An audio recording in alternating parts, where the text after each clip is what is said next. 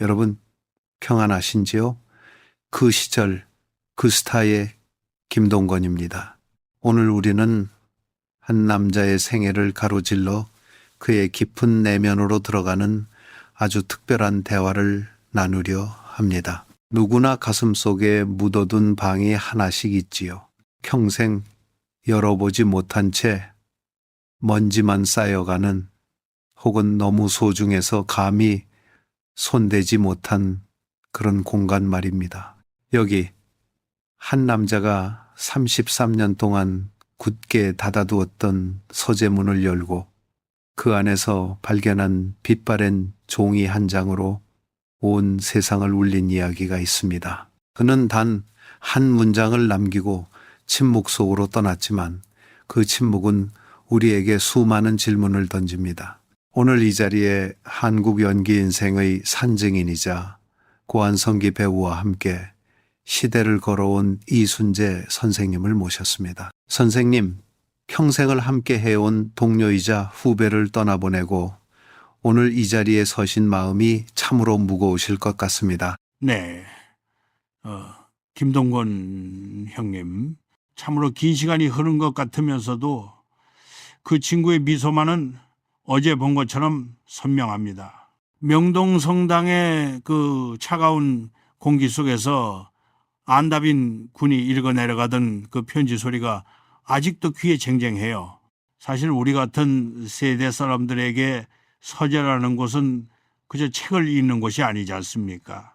한 남자가 가장의 무게를 견디고 사회적 체면을 지키기 위해 자신의 외로움을 유폐시키는 곳이죠. 그 성역 같은 공간에서 흘러나온 33년 전의 진심이 저처럼 오래 산 사람의 가슴도 이렇게 먹먹하게 만드네요. 오늘 제가 하는 이야기는 단순히 동료의 죽음을 기리는 것이 아닙니다. 우리 시대가 지키려 했던 그 무겁고도 고귀한 가치들에 대한 마지막 고백이 될지도 모르겠습니다. 이순재 선생님, 지난 1월 9일 명동성당의 풍경은 그저 한 배우의 장례식이라고 하기엔 무언가 형언할 수 없는 무게감이 있었습니다. 정우성, 이정재, 설경구 같은 후배 배우들이 운구를 하며 고개를 숙인 모습에서 저는 우리 시대의 한 축이 무너져 내리는 듯한 기분을 느꼈습니다. 선생님께서는 그날 맨 앞줄에서 그들의 뒷모습을 지켜보셨지요. 성당 안을 가득 채웠던 그 무거운 침묵과 이따금 들려오던 낮은 흐느낌 속에서 선생님은 어떤 생각을 하셨습니까? 우리가 알던 국민 배우 안성기가 아닌 인간 안성기가 떠나는 그 길목에서 선생님이 마주한 감정의 정체가 무엇이었는지 궁금합니다. 그날 성당 천장에 닿을 듯 울려 퍼지던 미사곡 소리보다 더 크게 들렸던 건 사실 후배들의 숨을 죽인 울음소리였습니다. 안성기라는 이름 석자가 한국 영화계에서 차지하는 비중은 우리 모두가 잘 알지만 그날 제가 본 것은 영웅의 퇴장이 아니라 가장 정직했던 영혼의 작별이었습니다. 운구를 맡았던 후배들의 어깨가 유독 무거워 보이더군요. 그건 단순히 관의 무게가 아니라 그들이 평생 우러러 보았던 거대한 산 하나를 이제는 자신들의 손으로 직접 땅에 묻어야 한다는 그 상실감의 무게였을 겁니다. 저는 그들을 보며 문득 그런 생각이 들었습니다. 이제 이 아이들에게 누가 괜찮다, 그렇게 사는 게 맞다라고 말해줄 수 있을까 하고 말입니다. 성당 밖으로 나가는 그 짧은 복도가 마치 그가 살아온 70년 세월처럼 길게 느껴졌습니다. 선생님 말씀을 듣고 보니 그날 후배 배우들이 보여준 슬픔은 단순히 선배를 잃은 슬픔, 그 이상이었던 것 같습니다. 정우성 씨가 영정을 들고 이정재 씨가 훈장을 받들고 나가는 그 모습은 마치 자신들의 가장 소중한 정신적 지주를 잃은 고아들의 모습처럼 보이기도 했습니다. 선생님께서는 안성기 씨를 오랫동안 지켜보셨지 않습니까? 그가 후배들에게 그리고 우리 사회에 어떤 존재였기에 그토록 수많은 사람이 자신의 일처럼 가슴 아파했던 걸까요? 안성기는 말로 가르치는 사람이 아니었습니다. 그저 뒷모습으로 보여주는 사람이었지요. 요즘 세상에는 자기를 드러내고 과시하는 사람들이 얼마나 많습니까? 하지만 그는 평생을 단 한 번의 흐트러짐 없이 남을 비난하거나 자신을 내세우지 않고 그 자리에 서 있었습니다. 그게 얼마나 무서운 일인지 우리는 압니다. 그날 성당에 모인 사람들 대부분이 그 친구에게 빚을 졌을 겁니다. 금전적인 빚이 아니라 그가 보여준 인간에 대한 예의와 도덕이라는 큰 빚 말입니다. 설경구 군이 눈가를 훔치고 현빈 군의 눈이 붉게 충혈된 걸 보면서 저는 안성기가 뿌린 씨앗들이 저렇게 단단하게 자라 있었구나 싶어 마음 한구석이 아릿했습니다. 그는 떠났지만 그가 남긴 선함이라는 가치는 그날 성당에 모인 모든 이들의 가슴에 지울 수 없는 문신처럼 새겨졌을 겁니다. 사실 우리 나이가 되면은 죽음이라는 것이 낯선 손님은 아니지 않습니까? 하지만 안성기 씨의 떠남은 유독 우리 가슴을 시리게 합니다. 선생님께서는 아역 시절부터 노년까지 그의 전 생애를 지켜본 몇 안 되는 분 중 한 분이십니다. 그날 장례 미사 중에 흘러나온 추모 영상 속에서 아역 시절의 해맑은 미소부터 한산에서의 깊은 눈빛까지 스쳐 지나갈 때 선생님은 마치 자신의 인생을 되감기하는 듯한 기분을 느끼지는 않으셨는지요? 맞습니다. 영상 속의 그 어린 소년이 백발의 노인이 되어 우리 곁을 떠나기까지 참으로 많은 일이 있었지요. 전쟁의 폐해 위에서 연기를 시작해 경제성장의 격동기를 지나 오늘날의 화려한 한국 영화를 만들기까지 안성기는 그 모든 고통과 영광을 몸소 겪어낸 인물입니다. 영상 속에서 그가 웃고 있을 때 저는 마음속으로 성기야 고생 많았다 라고 몇 번이고 되뇌었습니다. 우리 세대는 그렇습니다. 힘들어도 힘들다 말하지 못하고 아파도 아프다 소리내지 못하며 살았습니다. 오직 책임감 하나로 내가 무너지면은 내 가족과 동료들이 무너진다는 그 절박함으로 버텼지요. 그날 명동 성당은 그 묵묵했던 인내의 세월에 대해 온 세상이 바치는 마지막 경의의 장소였습니다. 그래서인지 유독 그날의 공기는 차가웠지만 사람들의 체온만은 그 어느 때보다 뜨겁게 느껴졌던 기억이 납니다. 선생님의 말씀을 듣고 있으니 명동 성당의 그 수숙했던 분위기가 다시금 눈앞에 선합니다. 눈앞에 그 수숙했던 하지만 그날의 정점은 역시 아들 안다빈 씨가 단상에 올랐을 때였지요. 장례위원회가 준비한 정중한 인사를 마치고 나서 그가 잠시 멈추고 숨을 고르던 그 순간 성당 안의 모든 숨소리가 멈춘 듯 했습니다. 선생님께서도 그때 그 긴장감을 느끼셨나요? 사전에 협의되지 않은 이야기를 꺼내려는 아들의 떨리는 손을 보셨을 때 선생님은 어떤 예감이 드셨는지요? 그 순간은 정말 잊을 수 없습니다. 다빈 군이 주머니에서 낡은 종이 한 장을 꺼내는데 제 가슴이 덜컥 내려앉더군요. 아버지는 이미 관 속에 누워 침묵하고 있는데 아들이 33년 전에 아버지를 불러내려는 그 찰나의 정적이 말입니다. 우리 같은 노인들은 압니다. 자식이 부모의 유품을 정리하다 발견한 쪽지 하나가 얼마나 무서운 힘을 가졌는지요.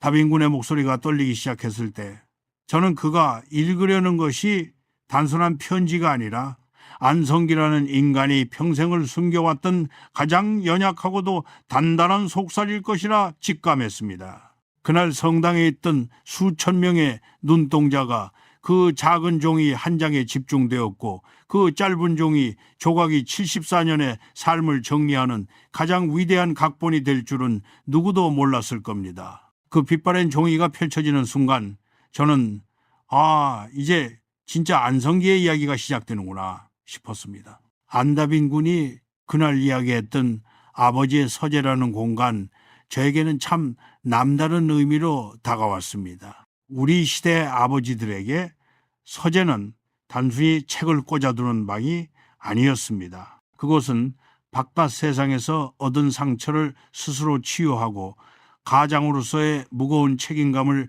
잠시 내려놓는 성소와도 같은 곳이었지요.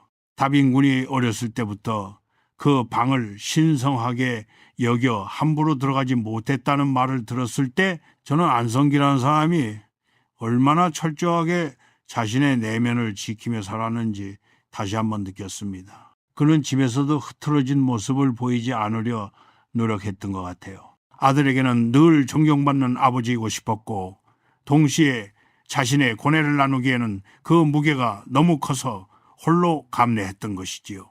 안성기가 떠난 뒤 아들이 비어있는 그 방의 문을 열었을 때의 심정이 어땠을지 감히 짐작해 봅니다. 주인이 없는 책상과 의자, 그리고 그가 평생 모아두었다는 오래된 종이 뭉치들 속에서 아들은 비로소 인간 안성기의 숨결을 정면으로 마주했을 겁니다. 선생님 씀을 들으니 우리 세대 아버지들의 외로운 뒷모습이 떠오릅니다. 안다빈 씨가 미국에서 급히 귀국해 병실을 지키다 아버지를 떠나보내고 그 빈 서재에 들어갔을 때의 정적은 아마 세상 그 어떤 소리보다 컸을 겁니다. 아버지가 살아계실 때는 차마 묻지 못했던 질문들이 그 방 안 가득 메아리 쳤을 텐데 선생님께서는 그가 왜 그토록 물건을 버리지 않고 모아두었다고 생각하십니까? 33년 전의 편지부터 오래된 대본들까지 그가 남긴 흔적들은 단순히 과거의 기록이 아니라 어쩌면 언젠가 아들이 읽어주길 바랐던 무언의 유언이었을지도 모르겠다는 생각이 듭니다. 바로 그 점입니다. 안성기는 평생 남에게 싫은 소리 한마디 못하던 사람이었죠. 그런 성격의 사람이 자신의 마음을 표현할 수 있는 유일한 방법은 기록이었을 겁니다. 서재 서랍 속에 가득했던 대본들과 펜레터들, 그리고 그 유치원 숙제였던 편지까지 말입니다. 그는 자신이 걸어온 길을 묵묵히 증명하고 싶었을 거예요. 아들에게 말로 나는 너를 이만큼 사랑한다고 하는 대신 그 아이가 그렸던 그림 한 장과 자신이 쓴 답장을 평생 간직함으로써 그 사랑을 증명한 것이지요. 우리 세대의 남자들은 사랑한다는 말을 입 밖으로 내뱉는 순간 그 가치가 가벼워진다고 믿었습니다. 그래서 더 깊이 숨기고 더 오래 간직하는 방식을 택했지요.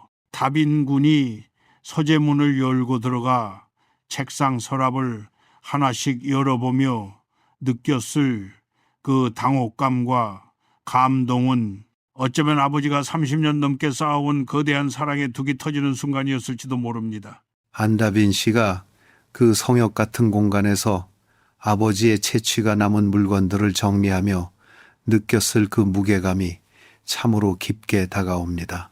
특히나 평생 물건을 버리지 않았다는 대목에서 안성기라는 인물이 얼마나 과거를 소중히 여기고 인연을 귀하게 생각했는지 알 수 있을 것 같습니다. 선생님께서는 안성기 씨의 서재에 직접 가보신 적이 있으신가요? 그곳이 정말 아들이 말한 대로 범접하기 힘든 기운이 느껴지는 공간이었는지 궁금합니다. 저는 몇 번 가본 적이 있습니다만은 갈 때마다 참 정갈하다는 느낌을 받았습니다. 먼지 하나 없이 정리된 책장과 그가 보던 수많은 대본이 꽂힌 모습은 마치 수행자의 방 같았지요. 그는 그 방에서 수천 번의 삶을 연습하고 수만 번의 대사를 외웠을 겁니다. 하지만 그 화려한 배역들 뒤에 숨겨진 인간 안성기의 진짜 고민은 그 서랍 깊숙한 곳에 숨겨져 있었던 것이지요. 다빈군이 발견한 그 편지도 아마 그런 은밀한 진심 중 하나였을 겁니다.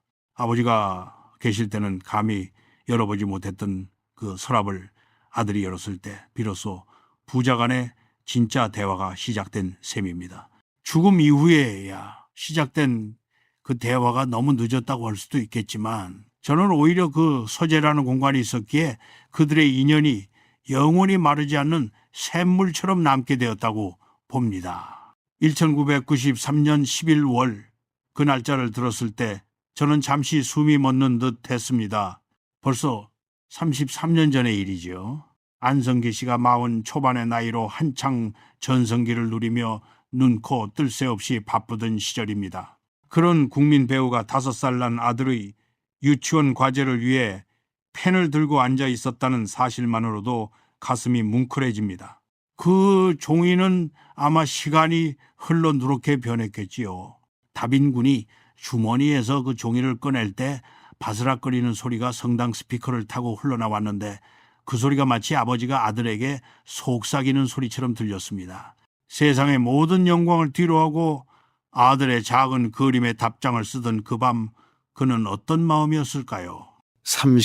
33년이라는 시간은 아이가 어른이 되고 젊은 아버지가 노인이 되기에 충분한 시간입니다. 안다빈 씨는 그 편지를 발견하기 전까지 아버지가 그것을 간직하고 있었다는 사실조차 몰랐다고 하더군요. 이순재 선생님, 우리도 부모님께 받은 편지나 자식에게 쓴 글들을 어딘가에 넣어두고 있고 살곤 하지 않습니까? 그런데 안성기 씨는 그것을 이사를 가고 강산이 3번 변하는 동안에도 버리지 않았습니다. 그것은 단순히 종이 한 장이 아니라 그가 세상을 떠나더라도 아들에게 전해주고 싶었던 가장 순수한 마음의 정수가 아니었을까요? 맞습니다. 그 편지는 안성기라는 한 인간의 가장 순수한 본질을 담고 있습니다. 당시 그는 영화계, 여화계 태양이었고 모두가 그를 우러러보았지만 그에게 가장 중요한 것은 5살 아들의 유치원 숙제였습니다. 그는 아들이 그린 서툰 그림 속에서 세상 그 어떤 명작보다 더 큰 가치를 발견했을 겁니다. 그리고 그 답장을 쓰며 아들에게 하고 싶었던 말들, 즉 자신이 평생 지켜온 삶의 철학을 미리 적어두었던 것이지요. 다빈군이 성당에서 그 편지를 읽을 때 목소리가 심하게 떨렸던 건 33년이라는 시간을 건너온 아버지의 사랑이 너무나 생생하게 느껴졌기 때문일 겁니다. 종이는 낡았지만은 그 안에 담긴 진심은 어제 쓴 것처럼 뜨거웠으니까요. 그 편지를 읽기 시작했을 때 현장에 있던 동료 배우들의 반응이 참으로 인상적이었습니다. 설경구 씨는 이미 고개를 숙이고 있었고 현빈 씨와 정우성 씨의 눈시울은 붉게 달아올라 있었습니다. 그들은 그 편지 속에서 국민 배우 안성기가 아닌 자신들의 아버지와 다를 바 없는 한 남자의 지독한 사랑을 보았을 겁니다. 선생님께서도 그 편지 내용을 들으시며 혹시 자제분들 생각이 나지는 않으셨는지요? 왜 안 낳겠습니까? 우리 세대는 자식들에게 참으로 무뚝뚝한 아버지들이었습니다. 밖에서는 큰 일을 한다고 큰소리 치지만 정작 자식 앞에 서면 쑥스러워 말 한마디 제대로 못하는 그런 바보 같은 아버지들이었지요. 안성기도 그랬을 겁니다. 평소에는 다정한 아버지였겠지만 자신의 삶의 철학을 진지하게 들려줄 기회는 많지 않았겠지요. 그래서 그 편지가 더 큰 울림을 주는 겁니다. 그런 자신이 직접 말로 전하지 못할 미래의 순간들을 위해 그 글을 남겨두었던 거예요.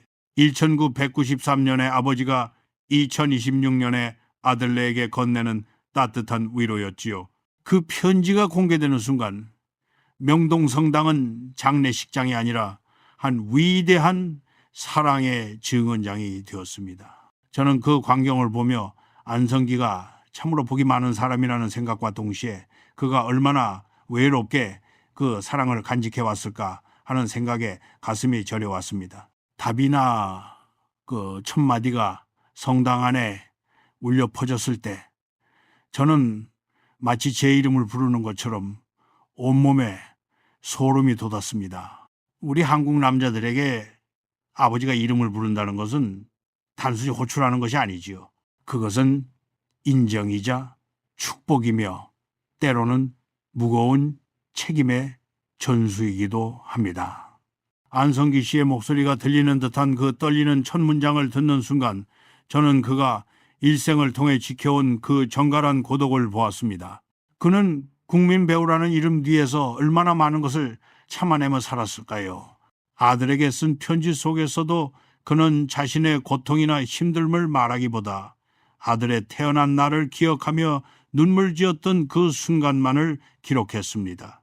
그것이 우리 시대 아버지가 가진 사랑의 문법입니다. 선생님 씀처럼 답이나라는 그 세 글자에는 말로 다 할 수 없는 세월의 무게가 담겨 있었습니다. 안다빈 씨가 태어난 1988년 안성기 씨는 이미 톱스타였지만 갓 태어난 아들의 주먹만 한 얼굴을 보며 눈물 지었다는 그 고백은 참으로 인간적입니다. 이순재 선생님, 우리는 대중의 박수를 먹고 사는 사람들이지만 정작 가족 앞에서는 한없이 약해지고 또 미안해지는 존재들이기도 하지 않습니까? 안성기 씨도 화려한 조명 뒤에서 남몰래 그런 고독한 아버지의 길을 걸었겠지요. 그렇고 말고요.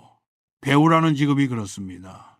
수많은 사람의 박수를 받지만은 정작 집에 돌아가면 가장으로서 남편으로서 충분히 해주지 못했다는 부채감이 늘 따라다닙니다. 안성기는 그 부채감을 정직한 삶으로 갚으려 했던 것 같아요. 편지 속에서 그는 아들에게 어떤 사람이 되라고 강요하기보다 자신이 살아온 방식이 옳았음을 넌지시 보여주고 있습니다. 그게 바로 그가 가진 고독의 정체였을 겁니다. 누구에게도 기댈 수 없고 오직 스스로가 기준이 되어야 하는 삶 말입니다. 명예가 높아질수록 그 무게는 더 무거워졌을 텐데 그는 그 무거운 명예를 지고도 끝까지 자식에게는 따뜻한 미소를 잃지 않았습니다. 다빈군이 성당에서 흐느끼며 편지를 읽을 때 저는 안성기가 그동안 혼자 짊어졌을 그 무거운 짐을 이제야 아들이 나누어 두는구나 싶었습니다. 그날 현장에 있던 정우성 씨나 이정재 씨 같은 후배들도 그 답이나라는 부름에서 자신들의 아버지를 보았을 것 같습니다. 안성기 씨가 아들에게 보여준 그 사랑은 사실 모든 자식이 부모에게 듣고 싶었던 말이었을지도 모릅니다. 선생님께서는 안성기 씨와 함께 활동하시면서 그가 가족 이야기를 할 때 어떤 표정이었는지 기억나시나요?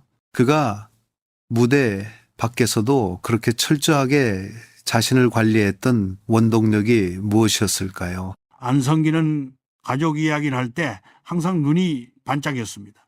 하지만 결코 자랑하지는 않았죠. 그저 우리 애들이 잘 자라줘서 고맙다는 짧은 인사뿐이었습니다. 그 절제된 표현 속에 얼마나 깊은 애정이 담겨 있는지 우리는 압니다. 그가 평생 스캔들 한 번 없이 깨끗한 삶을 살 수 있었던 건 바로 그 아들의 이름을 부를 때 부끄럽지 않은 아버지가 되고 싶다는 그 일념 하나 때문이었을 겁니다. 배우는 연기를 하지만은 아버지는 삶을 연기할 수 없으니까요. 그는 진실하게 살기 위해 부단히 노력했고 그 노력의 결실이 바로 그 빛바랜 편지 한 장으로 남은 것입니다. 저는 그 편지가 공개된 것이 안성기 씨의 인생에서 가장 완벽한 피날레였다고 생각합니다. 편지 내용 중에 시간을 꼭 지킬 줄 알며 책임감 있는 사람이 되라는 대목이 있었습니다. 저는 이 글귀를 듣는 순간 무릎을 쳤습니다. 이것이야말로 안성기라는 인간을 가장 정확하게 설명하는 문장이기 때문입니다. 촬영장에서 그는 단 한 번도 늦은 적이 없습니다. 조연이든 주연이든 자신의 촬영이 없는 날에도 현장에 나와 후배들을 격려하고 스태프들을 챙겼지요.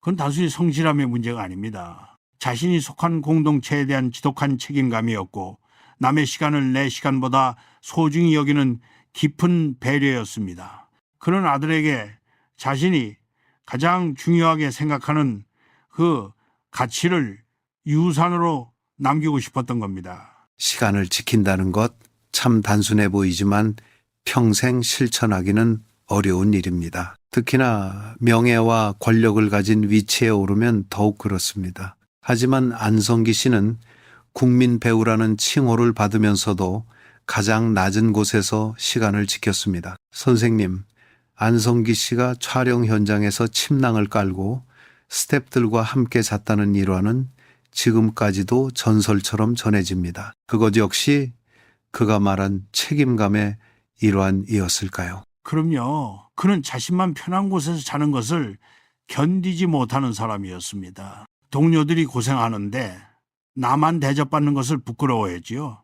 그 부끄러움을 아는 마음이 바로 그가 말한 책임감의 뿌리입니다. 편지에서 그는 실패나 슬픔을 마음의 평화로 다스릴 줄 아는 사람이 되라고도 했습니다. 안성기도 왜 시련이 없었겠습니까?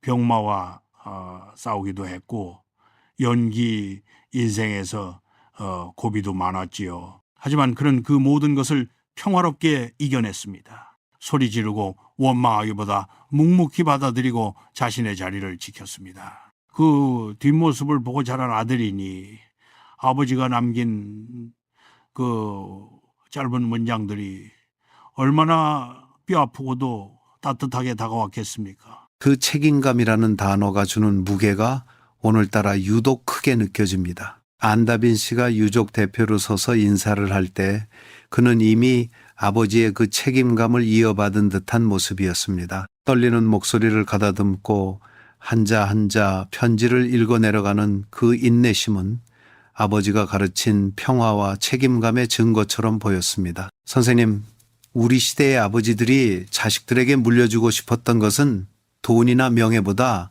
바로 이런 삶의 태도가 아니었을까요? 정확한 지적입니다. 우리는 자식들에게 금수저를 물려주지는 못했지만 적어도 세상을 어떻게 살아야 하는지에 대한 나침반은 되어주고 싶었습니다. 안성기는 그 나침반을 아주 정교하게 닦아서 아들에게 건네주었습니다. 시간을 지키고 책임을 다하라는 말은 곧 네 삶의 주인이 되라는 뜻이지요. 그날 성당에서 그 편지를 들은 후배 배우들도 아마 자신들의 삶을 되돌아보았을 겁니다. 나도 과연 저 선배처럼 정직하게 시간을 쓰고 책임을 다하고 있는가 하고 말입니다.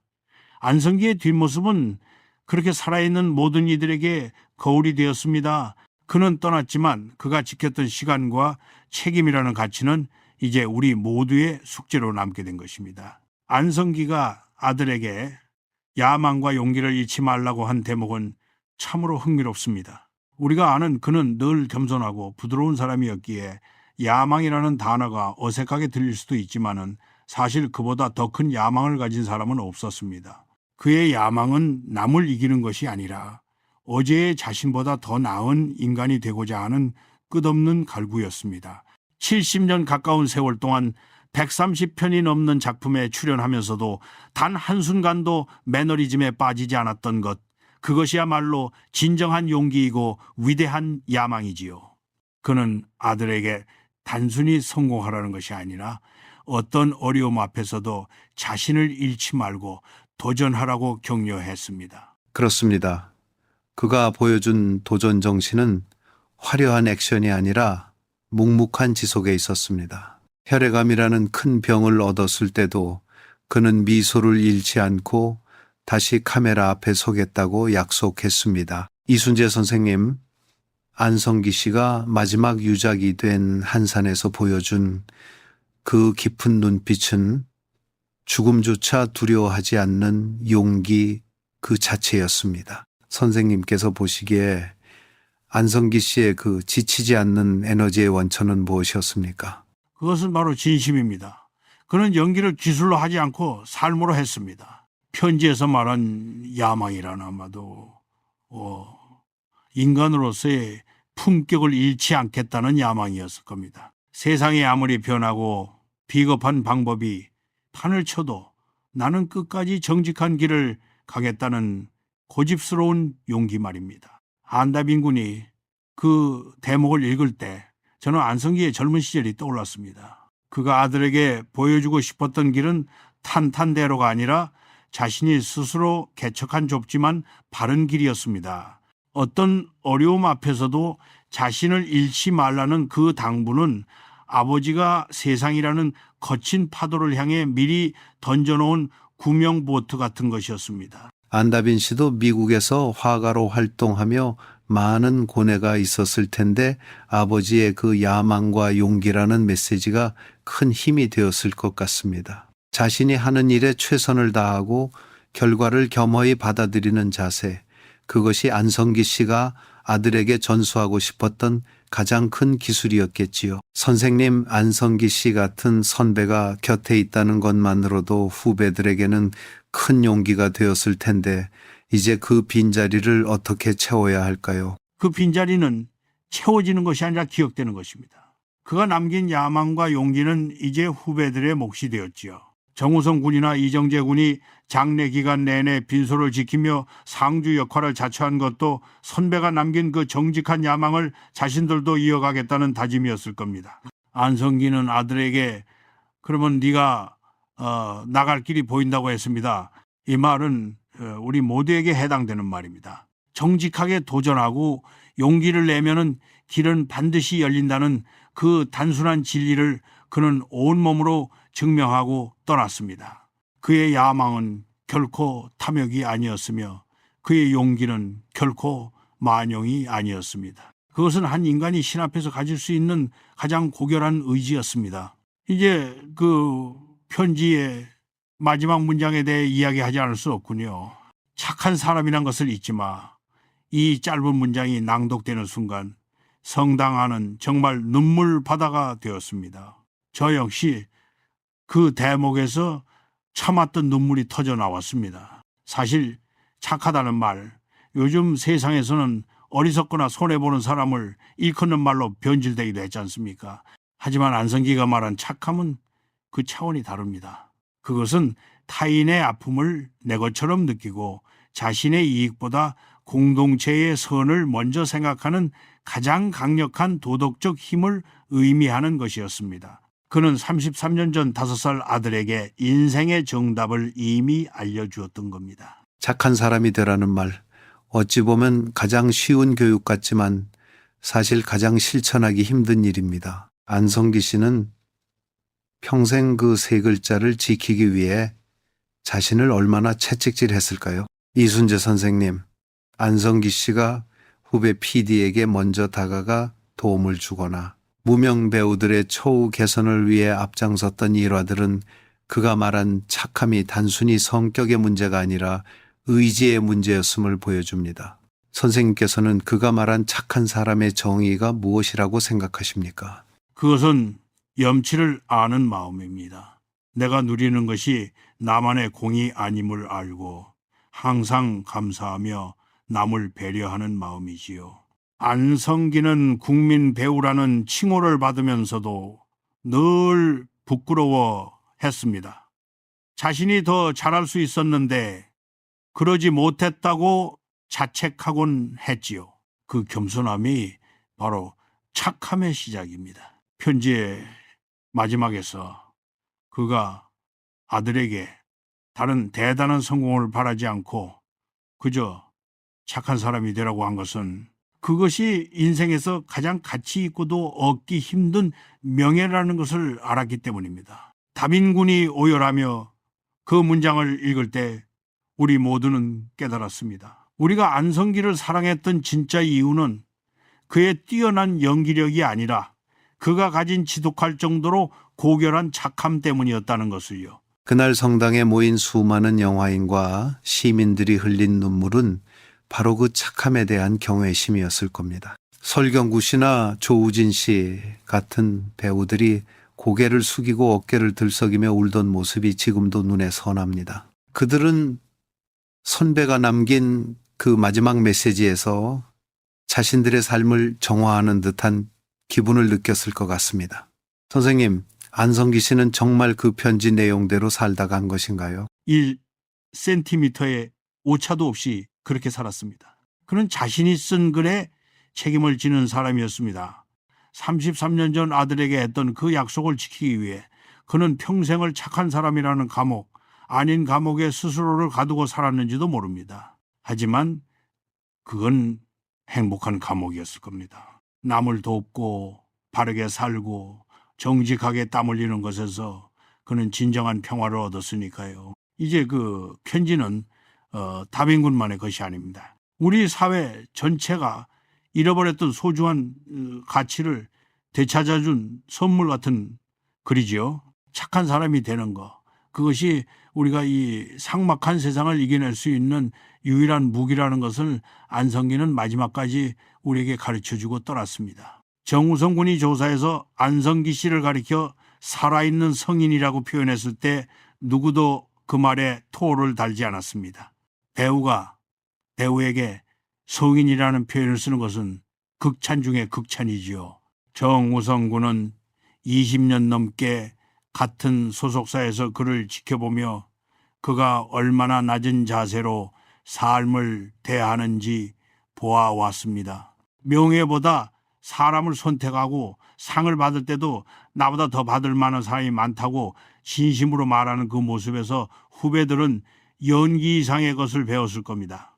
안성기는 단순히 선배가 아니라 그들에게는 삶의 북극성 같은 존재였습니다. 정우성 씨의 목소리가 떨리던 그 순간이 기억납니다. 선생님은 제게 영화를 가르쳐 주신 분이 아니라 삶을 가르쳐 주신 분입니다. 라고 했지요. 이순재 선생님, 안성기 씨가 촬영장에서 가장 늦게까지 남아 후배들의 연기를 지켜봐주고 수고했다 한마디 건네던 그 따뜻함이 오늘날 정우성이나 이정재 같은 대배우들을 만든 자양분이 아니었을까요? 당연하지요. 배우라는 직업은 자칫하면 오만해지기 쉽습니다. 하지만은 안성기라는 거대한 거울이 앞에 있으면은 누구도 함부로 거만할 수 없었습니다. 그는 후배들에게 호통을 치는 대신 자신의 성실함으로 그들을 부끄럽게 만들었습니다. 그게 가장 무서운 가르침입니다. 정우성 군이 조사 낭독을 마치고 한참 동안 영정사진을 바라보던 그 눈빛에는 이제 자신들이 그 짐을 이어받아야 한다는 무거운 다짐이 서려 있었습니다. 안성기는 떠났지만 그가 남긴 사람에 대한 존중이라는 정신은 후배들의 연기 속에 그리고 그들의 삶 속에 영원히 살아 숨쉬게 될 것입니다. 이정재 씨가 금관 문화훈장을 받들고 묵묵히 걷던 모습도 잊히지 않습니다. 한국 정부가 추수한 일 등급 훈장보다 더 빛났던 것은 그 훈장을 든 후배의 진심 어린 존경심이었습니다. 선생님, 안성기 씨가 남긴 이 살아있는 성인이라는 유산이 우리 영화계에 어떤 변화를 가져올까요? 그가 없어도 우리는 그 길을 계속할 수 있을까요? 그 길은 멈추지 않을 겁니다. 그가 보여준 삶의 궤적이 너무나 선명하기 때문입니다. 비록 그는 없지만 후배들은 현장에서 어려움에 부딪힐 때마다 생각할 겁니다. 안성기 선배라면 이 상황에서 어떻게 하셨을까 하고 말입니다. 그것이 바로 위대한 스승이 남기는 진정한 영향력입니다. 정우성 군이 깊게 고개를 숙이며 사랑합니다라고 말했을 때 그것은 개인의 고백이 아니라 한국 영화계 전체가 그에게 바치는 마지막 헌사였습니다. 우리는 그를 성인이라 불렀지만 정작 그는 자신을 가장 평범한 사람으로 여기며 살았습니다. 그 평범함 속에 감춰진 비범한 성실함, 그것이 우리가 영원히 기억해야 할 안성기의 모습입니다. 명동성당을 떠나 경기도 양평 별그리다로 향하는 그 운구 행렬을 보며 저도 모르게 긴 한숨이 나왔습니다. 이제 정말 돌아올 수 없는 길을 떠나는구나 싶었지요. 운구를 맡은 6명의 후배 배우들의 굳은 표정을 잊을 수가 없습니다. 설경구, 유지태, 박해일 그 쟁쟁한 배우들이 선배의 마지막 길을 어깨로 짊어지고 걷는 모습은 마치 하나의 거대한 의식처럼 보였습니다. 양평의 그 조용한 숲속으로 안성기가 돌아갔을 때 저는 그가 이제야 비로소 무거운 국민 배우라는 옷을 벗고 편안한 안식에 들었으리라 믿습니다. 양평으로 향하는 길목마다 시민들이 나와 그를 배웅했습니다. 화려한 연예인의 죽음이 아니라 한 시대를 함께 산 이웃의 죽음을 슬퍼하는 모습들이었습니다. 선생님, 안성기 씨가 양평에 잠든 이후에도 많은 이들이 그곳을 찾겠지요. 그곳에서 사람들은 무엇을 추억하고 무엇을 얻어갈까요? 그는 죽어서도 우리에게 말을 걸고 있는 것 같습니다. 그곳은 단순한 묘역이 아니라 우리들의 마음을 정화하는 장소가 될 겁니다. 인생이 힘들고 사람에게 상처받았을 때 안성기가 잠든 그곳을 찾으면 그가 생전에 보여주었던 그 평온한 미소가 떠오르겠지요. 괜찮다. 좀 손해봐도 괜찮다. 정직하게만 살아라. 하는 그의 목소리가 바람결에 들려올 것만 같습니다. 그는 평생을 대중과 함께 호흡했고 마지막까지도 우리에게 착한 사람이라는 화두를 던지고 떠났습니다. 양평에 흙이 된 그가 우리에게 가르쳐주는 것은 결국 인생은 짧지만 진심은 영원하다는 진리일 것입니다. 선생님 숨을 들으니 가슴 한 구석이 따뜻해집니다. 그가 남긴 마지막 침묵이 세상의 그 어떤 웅변보다 더 강력하게 우리 가슴을 두드리고 있습니다. 안다빈 씨가 그 편지를 접어 품에 넣고 성당을 나설 때 그는 아버지의 육신은 보내드렸지만 아버지의 정신만은 자신의 심장에 이식했으리라 생각합니다. 선생님, 이제 안성기라는 이름은 우리에게 어떤 의미로 남게 될까요? 그는 우리 시대의 품격 그 자체였습니다. 돈보다 귀한 것이 있고 권력보다 강한 것이 있다는 것을 보여준 살아있는 증거였지요. 그가 양평으로 떠난 그 길은 슬픔의 길이 아니라 한 인간이 도달할 수 있는 가장 아름다운 종착역으로 가는 길이었습니다. 우리는 그를 보내주는 것이 아니라 우리 가슴 속에 더 깊이 모시는 것입니다. 그가 남긴 그 빛바랜 편지처럼 우리도 누군가에게 따뜻한 위로와 정직한 나침반이 될 수 있는 삶을 살아야겠다고 다짐하게 만드는 그런 이름 말입니다. 안성기는 이제 별이 되었고 우리는 그 별을 보며 길을 잃지 않을 것입니다. 김동건 형님, 오늘 안성기라는 친구를 추억하며 참으로 많은 이야기를 나누었습니다. 하지만 우리가 나눈 이 이야기보다 더 중요한 것은 그가 남긴 그 착한 사람이라는 숙제를 우리가 어떻게 풀어가느냐 하는 것이겠지요. 그는 떠났지만 그가 남긴 편지는 아직 끝나지 않았습니다.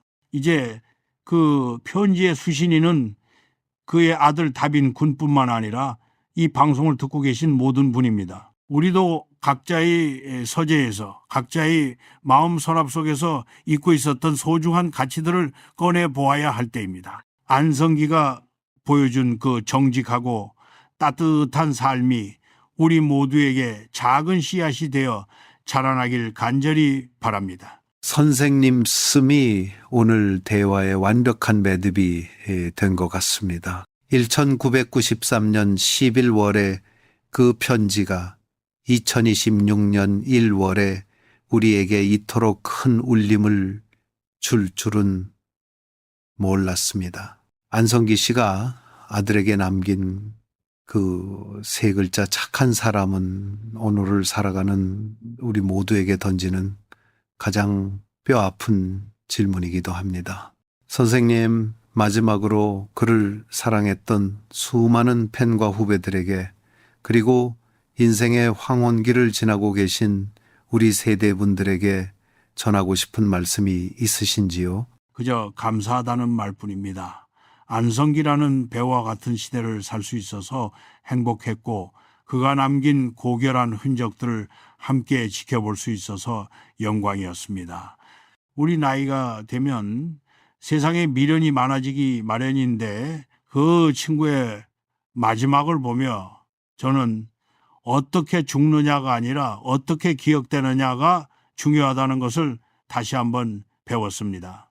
여러분, 너무 거창한 성공에 매달리지 마십시오. 내 주변 사람들에게 따뜻한 말 한마디 건네고 정직하게 내 자리를 지키는 것, 그것이 바로 안성기가 우리에게 남긴 가장 큰 선물입니다. 저 역시 그 친구가 부끄럽지 않게 남은 길을 열심히 걸어가겠습니다. 성기야, 이제 하늘나라에서 편히 쉬어라. 그동안 정말 고생 많았다. 그리고 고맙다. 이순재 선생님, 오늘 귀한 시간 내주셔서 진심으로 감사드립니다. 선생님의 깊은 통찰과 애정, 어린 말씀 덕분에 인간 안성기의 진면목을 다시 한번 가슴에 새길 수 있었습니다. 그 시절 구스다. 오늘 순서는 여기까지입니다. 안성기 배우가 남긴 착한 사람이라는 세 글자를 마음속에 품고 오늘 하루는 평소보다 조금 더 따뜻한 눈으로 세상을 바라보셨으면 좋겠습니다. 여러분의 가슴 속에도 33년 전의 편지처럼 변하지 않는 진심이 하나쯤은 남아있기를 소망합니다. 네, 들어주신 모든 분께 감사드립니다. 안성기 배우의 명복을 빌며 여러분 모두 건강하고 평안하시길 빕니다. 감사합니다. 시청해주신 여러분, 진심으로 감사합니다. 오늘 이야기가 여러분의 마음에 작은 울림이 되었다면 구독과 좋아요로 함께 해주시길 부탁드립니다. 여러분의 응원은 저희가 잊혀가는 소중한 별들의 이야기를 계속해서 전하는 데 큰 힘이 됩니다. 다음 시간에도 가슴 깊은 곳을 울리는 따뜻한 이야기로 찾아뵙겠습니다. 안녕히 계십시오.